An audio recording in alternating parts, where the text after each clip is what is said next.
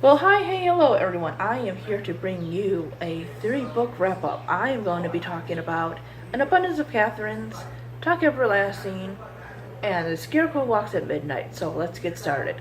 So An Abundance of Catherines is a book by John Green, and if you have watched my wrap-up before this, you will know that I had very mixed feelings about Looking for Alaska.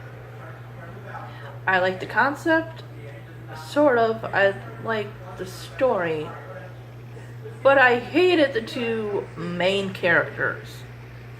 However, An Abundance of Catherines, it's much more lighthearted. It's very less sad than the normal stuff I've read from John Green, and I read 3 of his other books. This one really doesn't have anyone like dying or anything, and it's not super sad. It's more, I guess, about people finding themselves. So this one is actually told in third person point of view, which was a little different. I love first person, and even though I had a dislike somewhat for Looking for Alaska, I still like the fact that it was told in first person from Miles' point of view. But for An Abundance of Catherines, I think it actually works for us to be told about Colin Singleton and his journey. So, what is this book about? This is about a book. Oh my god. This is about a kid named Colin Singleton who has broken up for the 19th time with his 19th Catherine. Yes, he has a thing for girls named Catherine. He's also somewhat of a child prodigy. He's good, like, with numbers, I think, and anagramming, and he just knows a lot of unusual stuff. So he has a best friend named Hassan, and Hassan's parents are on him about going to college, which Hassan has no interest in at all. So he decides that him and Colin need to get away. They need to go and take a road trip. So they end up driving from Chicago to Tennessee, where they meet a girl named Lindsay Lee Wells and her mother, who works at a factory that makes, of all things, tampon strings.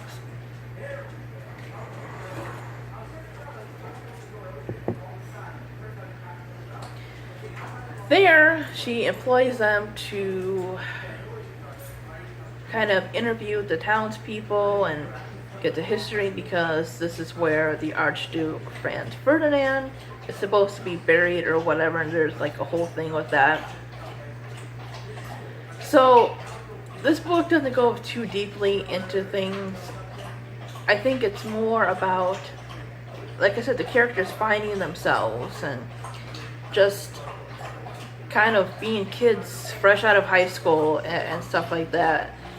This was a fun book. I enjoyed it. I enjoyed listening to it. It was something that wasn't totally depressing, which is unusual for me. I like my sad stuff. But like I said, the title's fun. I like the characters. There was no, well, I can't say there was no this or that, but the thing is, I liked it better than Looking for Alaska. And I know a lot of people put this like as their least favorite book, or one of them, by John Green. But I thought it was really fun. And I'll probably go out and actually get the physical book. It was kind of short. Maybe I would have liked for there to be more to the book, but I think it's just a quick, good, contemporary read. I like the characters.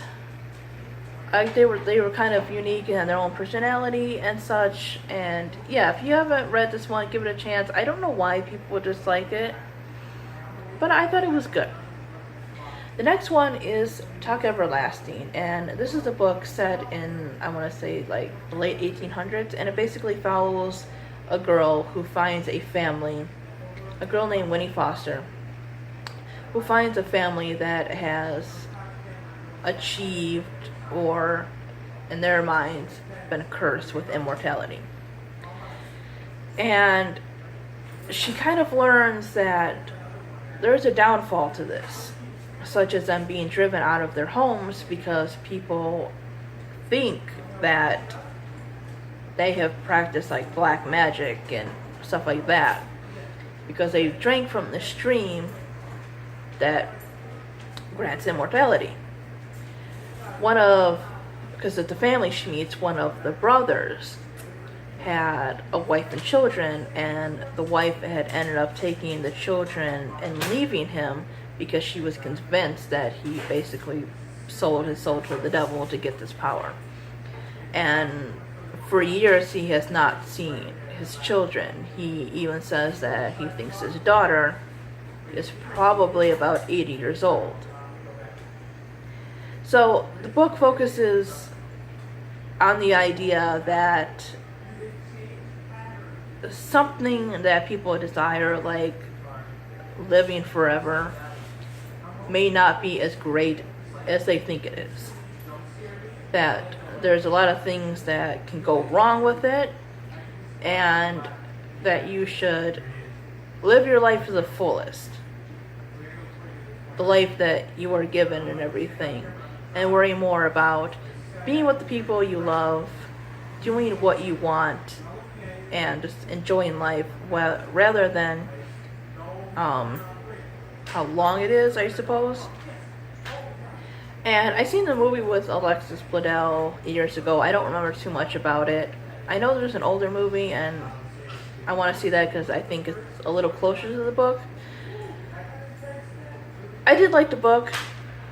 I was kind of disappointed because I wished it would have been a little bit longer, maybe, and got more deeply into things, but it is middle grade.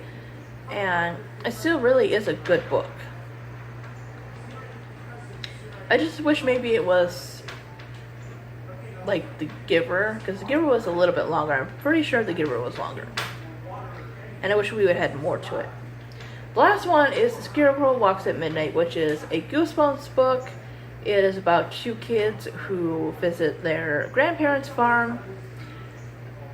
The helper there, named Stanley, is acting more odd than he usually does. And he talks about these scarecrows, how he made them walk. Their grandparents are acting strange. They're changing the food they make. Their grandfather doesn't tell us scary stories. And things are just really odd. And then Jody, she notices that at night the scarecrows seem to move. And that's where the story takes off from there. It's your standard Goosebumps. I am reading through the ones that I have not read as a child. And then I'll be rereading the ones that I have. And then one day I just want to have a big Goosebumps discussion. And because one of these days I want to do a live stream and I want to talk about standalone books. Like, just standalone ones that I like. And you can all join in on the conversation and tell me about the books that you like. And I'll tell you if I've read them or not. Or if I want to. And you can talk about the books that I'm talking about. Because I've never done a live stream. And I think it might be fun to just kind of interact with people while the video is going. So anyways, yep, that is my 3-book wrap-up for June. I hope you enjoyed, and tell me what you think about a live stream. Anyways, see you guys next time. Bye-bye.